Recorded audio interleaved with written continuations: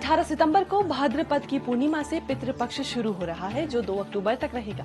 इस साल पूर्णिमा और अश्विन कृष्ण की प्रतिपदा 18 तारीख को ही है, इसलिए 18 सितंबर को ही पितृपक्ष का प्रतिपदा श्राद्ध करें।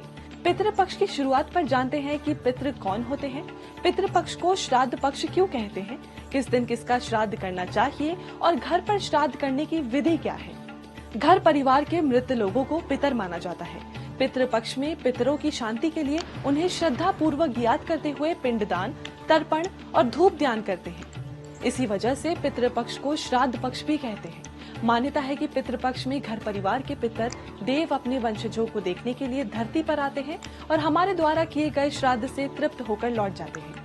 परिवार के मृत सदस्य की मृत्यु तिथि पर श्राद्ध कर्म करना चाहिए, जैसे नवमी श्राद्ध की मातृ नवमी कहा जाता है। इस तिथि पर परिवार की सुहागिन मृत महिलाओं के लिए श्राद्ध करना चाहिए। द्वादशी श्राद्ध पर मृत सन्यासियों के लिए श्राद्ध किया जाता है। चतुर्दशी श्राद्ध पर शस्त्र और दुर्घटना से मरे लोगों के लिए श्राद्ध किया जाता है। घर पर ही श्राद्ध और तर्पण करने की विधि क्या है, अब ये जानते हैं। सुबह नहाने के बाद तांबे के चौड़े बर्तन में जौ, तिल, चावल, गाय का कच्चा दूध, गंगा जल, सफेद फूल और पानी डालें। हाथ में कुशा घास रखें और उस जल को हाथों में भरकर सीधे हाथ के अंगूठे से उसी बर्तन में गिराएं। इस तरह 11 बार पितरों को ध्यान करते हुए तर्पण करें। इसके बाद देवता, गाय, कुत्ते, कौवे और चींटी के लिए अलग से भोजन निकालें। जरूरतमंद लोगों को भोजन कराएं, दान दक्षिणा दें। श्राद्ध करने के लिए दोपहर में करीब 12 बजे का समय सबसे अच्छा रहता है। इसे कुतुब काल कहते हैं। सुबह और शाम का समय देवी देवताओं की पूजा के लिए श्रेष्ठ रहता है।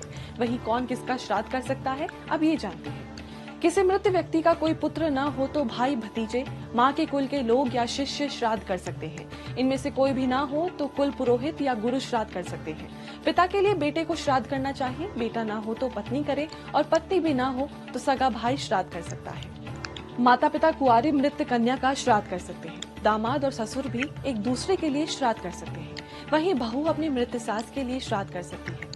आज वीडियो में इतना ही। ऐसे ही और भी वीडियोस के लिए देखते रहिए